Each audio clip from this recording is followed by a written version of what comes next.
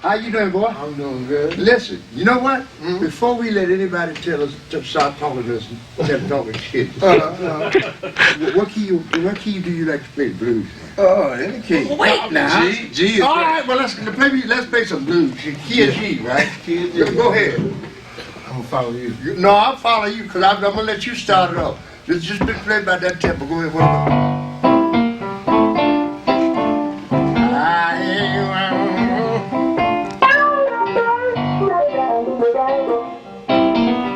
Playing the blues with Ray Charles. I mean, you know, come on. I mean, for a musician, you know.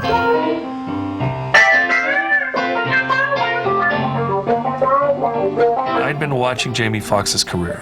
My first meeting with Jamie, I said, you know, this is a big undertaking. I've seen your acting. I think that, you know, you have great potential. But Ray Charles is also a brilliant pianist.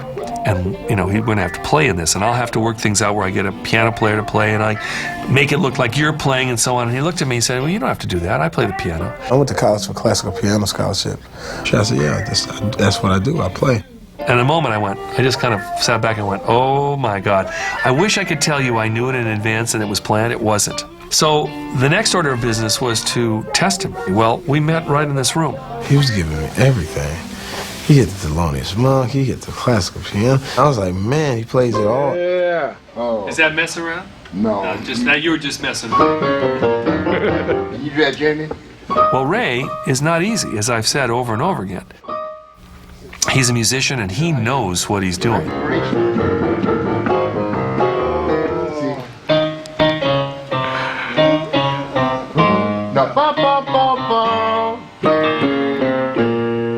And then Ray gets tougher. Come on, man, it's right under your fingers. Come on, man. Just eight bars, you know. And I'm thinking, oh, this could really blow up in my face, you know. But Jamie, instead of wilting, saying, I had enough of this, I'm not going to be here walking, he just kept working it, and he got it. Yeah! I think the boy got it. Yeah, he got it. And you could see Jamie just kind of glow. He won the role right there from Ray Charles.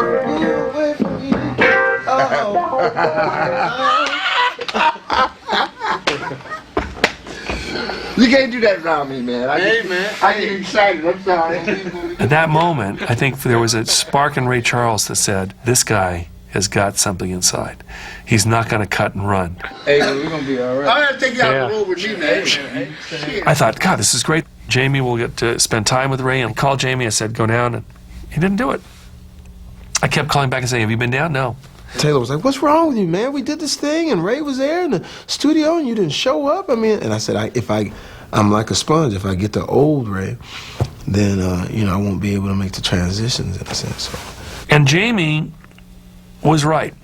I'm saying this as a director now working with an actor. He was thinking in terms of the young Ray. So what we did was we asked Quincy Jones to help us out. We get this cassette tape.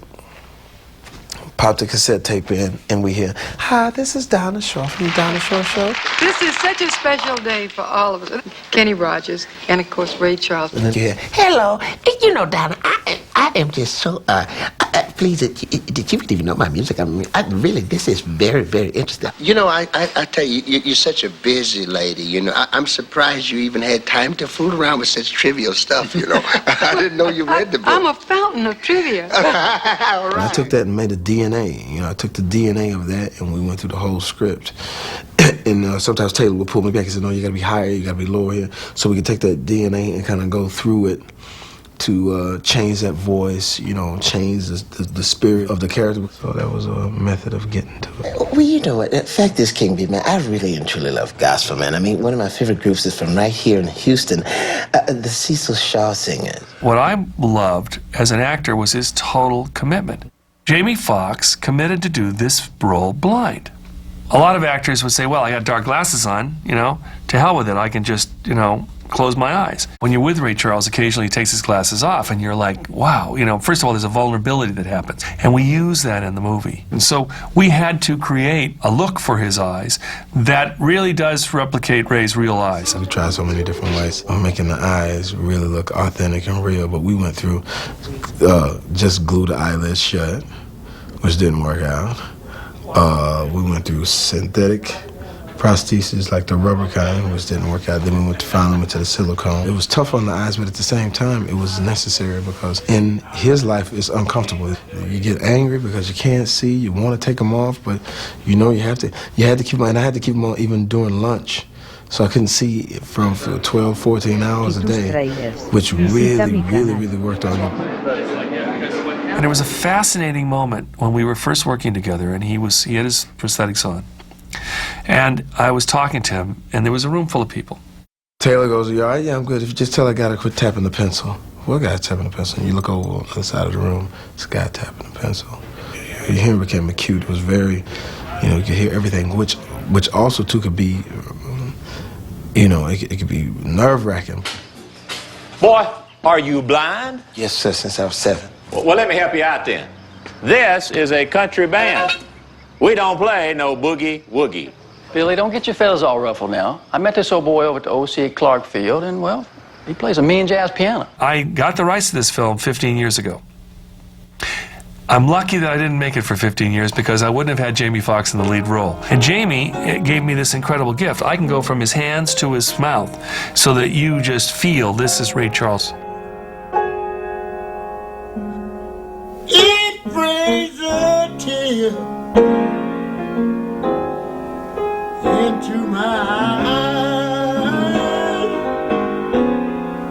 when I begin to realize I cried so much. Why, since you've been gone. But sometimes I'm doing 2, occasionally 3 songs in a day. That means he's got to come in and just clock it. That meant that Jamie Foxx has to learn those songs perfectly.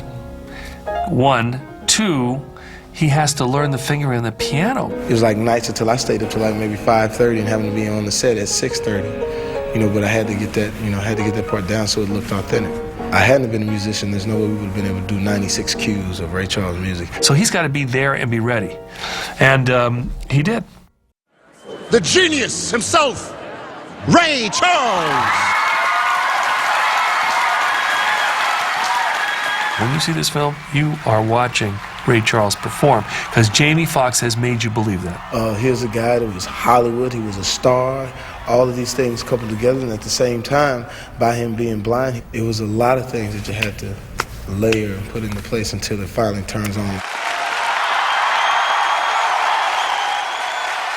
It was very emotional for me to watch him on set because it was too real. The way he looked, and if he turned in the sun a different way, if he turned around and looked at me a certain way, he looked like my father. It's almost like he stepped into his skin. And I think he had to truly dig deep to do that. When you have actors watching him in his element, doing what he's doing, and we're saying, is that Ray Charles over there for real? Is that young Ray? Jamie was fantastic. With someone you know as well as Ray Charles, he's part of my soul for the last 57 years or so. And sometimes I couldn't tell the difference between Ray and Jamie.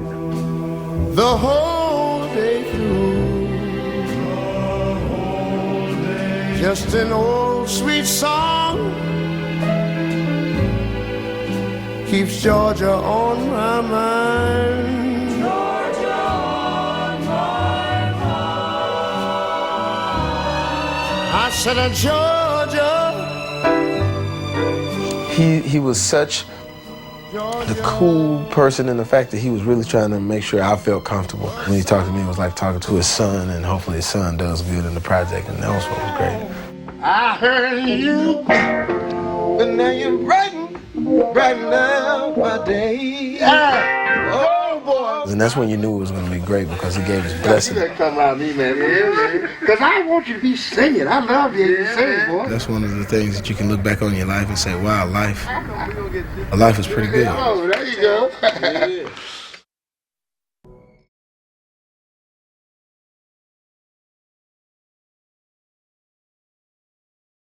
Think about this. 50, 60 years. Have you ever seen another Ray Charles? That's how you know it's special. 50, 60 years, you can't point to anybody that's exactly like him. That's how you know somebody is rare. Every time I sing this song. He'll always be deep, deep, deep, deep in my soul. I mean, my soul and the world's soul. Everybody in the world knows Ray Charles.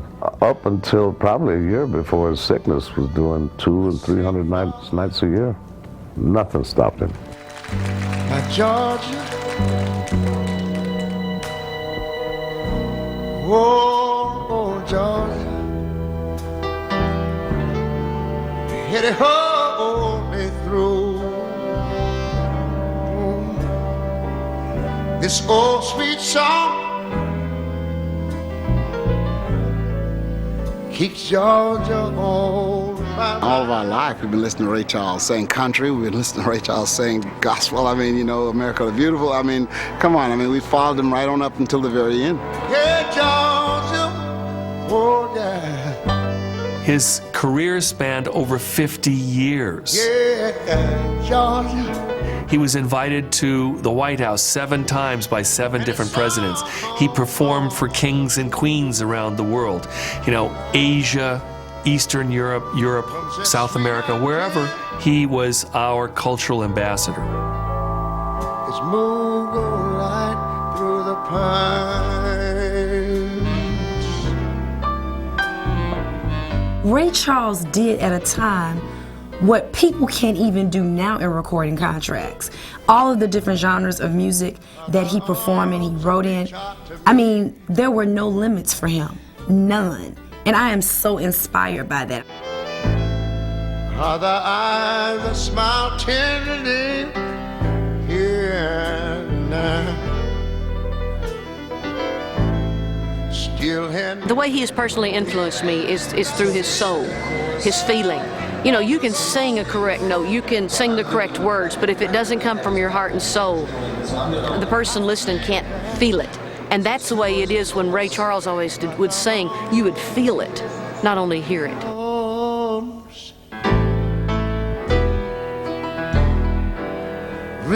The man was truly incredible and probably embodies to me the best of what America is.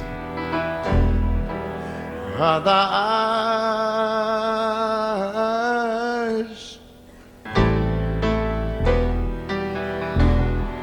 tus trailers, visita mi canal. tenderly? Well, all right now. Yeah. Oh, Lord. You were necessary. You were necessary for all of this music. You were necessary for all of this everything that you carved out in history. People will talk about it. They'll put it in a time capsule and they'll always talk about you. You're loved more than you can possibly imagine